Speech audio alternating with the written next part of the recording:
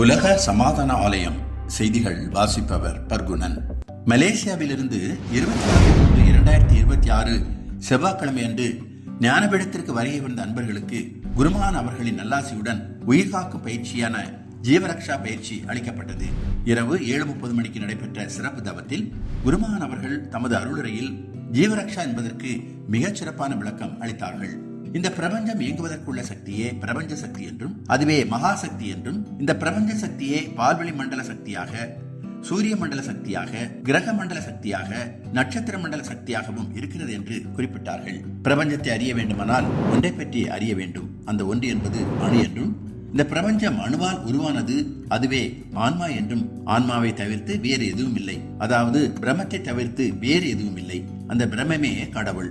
அது எங்கும் உள்ளது, எதிலும் உள்ளது, எல்லாமாக உள்ளது என்று குறிப்பிட்டார்கள். உலக இயலை கண்டறிவது அறிவியல் ஆகும். இந்த உலகத்தை அறிவதற்கு ஐம்புலன்கள் தேவைப்படுகிறது என்றும், மெய்யறிவை பற்றி அறிவது மெய்யியல், மெய்யறிவு அறிவு மெய் உணர்வு வேண்டும் என்பதை தெளிவுபட எடுத்துரைத்தார்கள். பிரபஞ்சம் தோன்றுவதற்கு முன் ஒன்று இருந்தது, அதுவே பிரபஞ்சம் தோன்றிய பின்னரும் எல்லாமாக இருக்கிறது.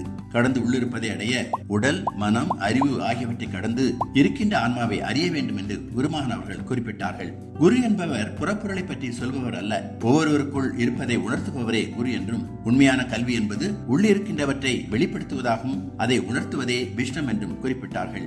நமக்குள்ளே இருக்கின்ற ஆத்ம சக்தியாக பிரபஞ்ச சக்தியிடம் கேட்டால் கேட்டது கிடைக்கும் என்றும், அதை எப்படி கேட்க வேண்டும், எங்கிருந்து கேட்க வேண்டும் என்பதை எடுத்துக் கூறினார். பிரபஞ்ச சக்தியிடம் சுயநலத்திற்கு இல்லாமல் பொது நலத்திற்காக வேண்டி கேட்கும் போது கேட்டது கேட்டவாறு கிடைக்கும் என்றும் தெளிவுபட கூறினார்கள்.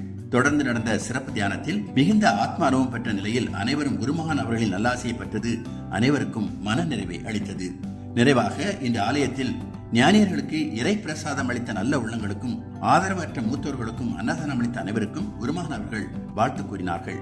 இறை பிரசாதம் வழங்கிய துணை அன்பர்களுக்கும், அவர்தம் குடும்பம், அவர்தம் தொழில் நிறுவனங்கள், அவருடைய உற்றார் உறவினர் நண்பர்கள் அனைவரும் நீடூழி வாழ்க.